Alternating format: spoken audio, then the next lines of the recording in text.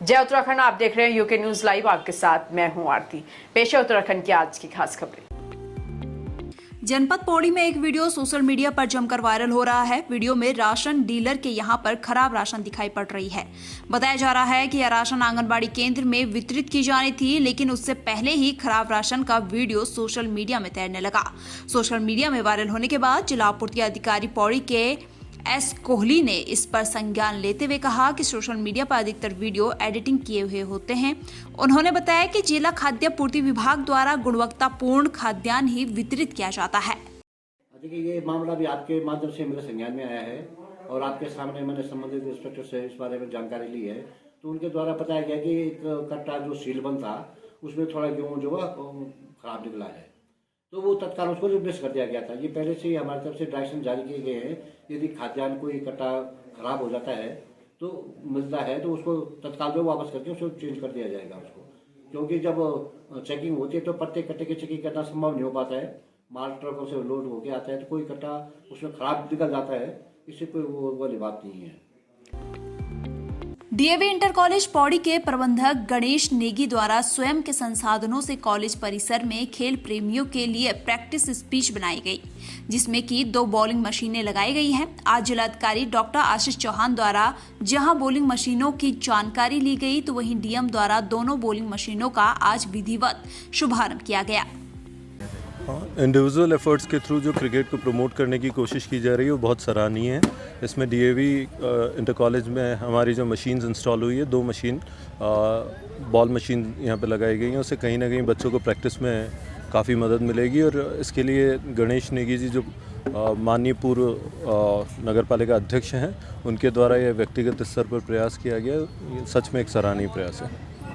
हम ये चाहते हैं कि बच्चे मोबाइल की दुनिया को छोड़कर खेल के उस मैदान में आए। बच्चों के लिए बालिकाओं के लिए भी है, बच्चों के लिए भी बालिकाएं भी। हमारा अभी कुछ दिन पहले टूर्नामेंट हुआ घंटियाल में, वहाँ भी प्रतिभाग किया था। यहाँ पे हम चाहते हैं कि शहर के बीच में लड़कियाँ और लड़के आराम से प्रैक्टिस कर सकें और पौड़ी कर देश का नाम रोशन कर सकें। कितनी ये मशीनें अभी तक आपके द्वारा मंगाई गई हैं, क्या कॉस्ट होगी फिलहाल इसकी? देखिए, कॉस्ट तो रहने दीजिए, अभी इसको डिस्क्लोज नहीं करते हैं। अभी मैंने 2 मशीनें इंस्टॉल कर दी हैं और 2 और मंगाई गई हैं। अभी जहाँ पे हमें लगेगा कि बच्चे इंटरेस्ट ले रहे हैं या हम बालिका इंटरेस्ट लेगी, तो वहाँ जहाँ हम मशीनें देने का प्रयास करेंगे। जोशीमठ क्षेत्र के विद्यालयों के लिए राजकीय इंटर कॉलेज जोशीमठ के सभागार में 31वीं ब्लॉक स्तरीय राष्ट्रीय विज्ञान कांग्रेस का आयोजन किया गया। कार्यक्रम में सीमांत क्षेत्र जोशीमठ के दूरस्थ विद्यालयों और नगर क्षेत्र के विद्यालयों के जूनियर और सीनियर कैटेगरी में 68 बाल वैज्ञानिकों ने सीमित समय और संसाधनों के साथ अपने इकोसिस्टम को जानो थीम पर अपनी परियोजनाओं को निर्णायकों के समक्ष प्रस्तुत किया, जिसमें सीनियर वर्ग में सरस्वती विद्या मंदिर इंटर कॉलेज के बाल वैज्ञानिक शाये रहे। 30वीं बाल विज्ञान कांग्रेस का जो कार्यक्रम हमारे विद्यालय राजकीय इंटर कॉलेज में संपन्न हुआ, आज बड़े अच्छे ढंग से ये संपन्न हुआ।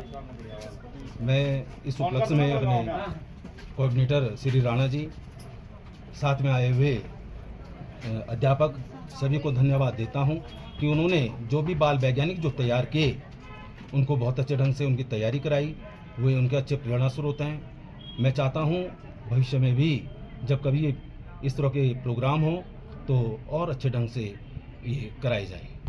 गत वर्ष की भांति पुनः इस वर्ष भी जो है 31वां राष्ट्रीय बाल विज्ञान कांग्रेस का आयोजन किया गया, जिसमें हमारे विकासखंड जोशीमठ के प्रत्येक विद्यालयों के छात्रों ने उत्साहजनक रूप से प्रतिभाग किया। और जो इसमें जो मुख्य विषय हमने दिया था, उस विषय में छात्रों की प्रगति देखकर हमें बहुत अच्छा लगा। साथ में हमारे जितने मार्गदर्शक शिक्षक हैं, उन्होंने भी बहुत अच्छा सहयोग दिया। हम यही चाहते हैं कि हमारा जो यह विकासखंड है, इसमें अच्छे अनुसंधान रूपी कार्य हो, ताकि बच्चे भी बाल वैज्ञानिक के रूप में आगे जाकर हमारे लिए बहुत अच्छे वैज्ञानिक का रूप धारण कर सके। पोजीशन है इसका मैं अपना जो क्रेडिट है वो अपने टीचर्स को देना चाहूँगी, और जो मेरे ग्रुप के मेंबर्स हैं उन्हें भी मैं इनका क्रेडिट देना चाहूँगी, क्योंकि इस जो सर्वेक्षण जो हमने किया इससे हमें बहुत कुछ सीखने को मिला। जब हम उद्यान विभाग तथा वन विभाग में गए तो वहाँ के लोगों ने हमें बहुत सारी नॉलेज दी कि पारिस्थितिक तंत्र को किस प्रकार कौन से कारक प्रभावित करते हैं और इसे सुधार करने के लिए हम क्या क्या कर सकते हैं। इससे हमें यह प्रेरणा मिली कि हमें आगे और अच्छे करने की प्रेरणा मिली, और हम डिस्ट्रिक्ट लेवल पर इससे भी अच्छा प्रयास करेंगे। धन्यवाद। महोदय आए थे, जो भी आचार्य लोग थे, अतिथि थे, तो उन्होंने हमें मतलब जैसे हमें कुछ जानकारियाँ भी दी। जैसे उन्होंने एक नई चीज़ बताई, ग्रीन डाटा बुक। हमने रेड डाटा बुक सुना था, तो उन्होंने ग्रीन डाटा बुक कहा, और उन्होंने कहा कि जो ये ग्रीन डाटा बुक है प्रत्येक साल IUCN द्वारा तैयार की जाती है, और जिसमें मतलब जो वो होता है जो सस्टेनेबल थिंग्स हैं उनके बारे में हर साल नई नई जानकारियाँ उसमें लिखी होती है। और पारिस्थितिक तंत्र के बारे में और भी हमें बहुत सारी नई जानकारियाँ मिली। यहाँ आके हमें बहुत ही मतलब अच्छा लगा कि और हमने नया कुछ सीखा। तो अगर आगे जाएंगे तो हम और अच्छे से रिप्रेजेंट कर पाएंगे इसको। हल्द्वानी में गैस रिफिलिंग के अवैध कारोबार का सिटी मजिस्ट्रेट ऋचा सिंह ने भंडाफोड़ किया है। रामपुर रोड स्थित ITI के पीछे प्रगति विहार कॉलोनी में एक गोदाम में प्रदीप जायसवाल नाम के एक व्यक्ति के द्वारा अवैध गैस रिफिलिंग का कारोबार किया जा रहा था। इसकी शिकायत आज सिटी मजिस्ट्रेट ऋचा सिंह को मिली। इसके बाद वह मौके पर पहुंची और उन्होंने देखा कि कुछ लोगों द्वारा घरेलू और कॉमर्शियल सिलेंडर की रिफिलिंग बिल्कुल अलग ही अंदाज में की जा रही थी। पानी की मोटर के जरिए यह लोग गैस की रिफिलिंग करते हैं, ऐसा पहली बार देखने को मिला है। फिलहाल बड़ी संख्या में घरेलू और कॉमर्शियल गैस सिलेंडर रिफिलिंग करने वाली पानी की 3 मोटर को पूर्ति विभाग ने कब्जे में लेते हुए सील कर दिया है। किसी ने सूचना दी थी कि इस यहाँ पर जो ITI है उसके पास गैस रिफिलिंग का काम बड़े पैमाने पे हो रहा है, जिसमें जो पानी की जो मोटरें होती हैं, जो पंप होते हैं, उससे इसमें गैस भरी जा रही है, जो कि बहुत ही ज़्यादा रिस्की ये काम किया जा रहा था। जिसमें सप्लाई विभाग, हमारी जो पूर्ति विभाग की टीम है, वो पुलिस और उनके साथ यहाँ पे जब इसमें छापेमारी की गई तो पूरा जो उन्होंने प्लांट लगा रखा था वो मौके पे बरामद हुआ है। टुल्लू पंप से किस पाइप लगाकर पूरा सिस्टम एक बनाया गया था, जिसमें मौके पर ही वो व्यक्ति जो यहाँ पर इस कार्य को देख रहा था वो भी मौके पर ही मिल गया है। FIR इसमें पूर्ति विभाग दर्ज करा रहा है। अभी जैसे हमें सुबह सूचना मिली थी, मैम ने बताया था, तो हम यहाँ पर आए हैं और यहाँ पर आने पे हमने देखा है कि इस गोदाम में बगल वाले घर से एक संयोजन से बिजली दी गई है। संयोजन मीटर्ड है, डोमेस्टिक है, लेकिन दूसरे काम के लिए, दूसरे कैटेगरी के लिए यहाँ पर को इनको सप्लाई दिया गया है, जो कि गलत है। उसके लिए हम अपनी कार्रवाई कर रहे हैं।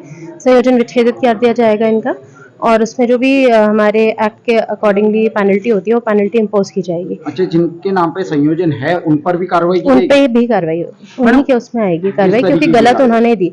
उसी में ये रहता है कि हमारा इनके ऊपर पेनल्टी पड़ती है हमारे एक्ट के हिसाब से, और इनका कनेक्शन जो है वो संयोजन को विच्छेदित कर दिया जाएगा। हुई है, मुझे ज्ञात हुआ है। इससे पहले भी इस परिसर पर 2 बार फर्स्ट इन्फॉर्मेशन रिपोर्ट लिखी जा चुकी है, और उसके बाद फिर ये कार्रवाई हो रही है।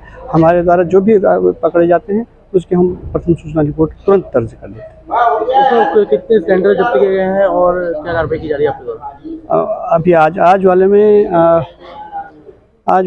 8 सिलेंडर कमर्शियल हैं, और मैं देख के बताऊँ। मैडम ठीक है। हल्द्वानी के मुखानी थाना क्षेत्र में हुई LLB के छात्र पार्थ हत्याकांड का पुलिस ने खुलासा किया है। जानकारी देते हुए SP सिटी हरबंस सिंह ने बताया कि बीते 1 नवंबर को पार्थ का शव उसकी ही कार से बरामद हुआ था। जांच के बाद पता चला कि पार्थ की गला दबाकर हत्या की गई है, जिसके बाद टीम बनाकर मामले के खुलासे के निर्देश दिए गए, जिसमें CCTV फुटेज और कॉल डिटेल के आधार पर पता चला कि पार्थ के साथी कमल रावत ने ही इस हत्याकांड को अंजाम दिया है। हत्या की मुख्य वजह स्मैक पीकर आपस में झगड़ा करना और गाली गलौज बताया जा रहा है।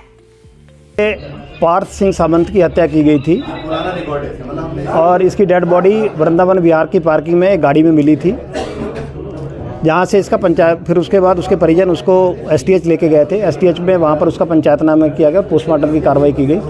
पोस्टमार्टम में की रिपोर्ट के आधार पर यह पता लगा कि इसकी गला दबाने से इसकी हत्या की गई है।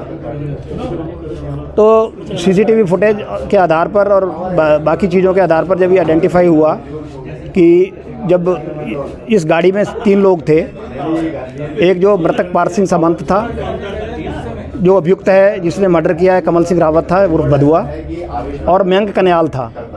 तो जब वहाँ गाड़ी आके 3:11 पर रुकी तो उसके बाद कमल रावत वहाँ जो मेंग कन्याल है वो वहाँ से चला गया। पूरे घटनाक्रम में जब भदुआ को कल भाखड़ा पुल से गिरफ्तार किया गया तो इससे पूछताछ की गई। इसने ये बताया कि जब हम मुखानी चौराहे पे खा रहे थे, मैगी खा रहे थे और लस्सी पी रहे थे, तो वहाँ और ये इस चीज़ की पुष्टि जो कमल रावत के बयान है उसकी पुष्टि मेंग कन्याल के बयानों से भी हुई है। तो इन्होंने बताया कि मैगी के अंदर उसने स्पंज रख दिया था जिस बात को लेकर इनका झगड़ा हुआ था, गाली गलौज हुआ था, और जो ये पार्थ ने इसको गालियाँ दी थी। उसके बाद ये लोग गाड़ी लेकर वृंदावन विहार की पार्किंग में चले गए। पार्किंग में जब वहाँ गाड़ी जाके रुकी तो उसके बाद 10 मिनट के अंदर मेंग कन्याल वहाँ से चला गया और ये नशे में थे और ये उसको गाली गलौज कर रहा था पार्थ सिंह सामंत। तो उस गाली गलौज को लेके जब लगातार गाली गलौज करता रहा तो उसको चुप कराने के लिए इसने मुंह दबाया उसका और फिर गला दबा दिया, तो उससे उसकी मृत्यु हो गई। इसका जो कमल रावत है उर्फ भदुआ, इसके आपराधिक इतिहास ज्ञात किया जा रहा है और जब आपराधिक इतिहास का पता लगेगा तो आपको अवगत कराया जाएगा। फिलहाल आज के बुलेटिन में इतना ही। बने रहिए यूके न्यूज़ लाइव के साथ। धन्यवाद।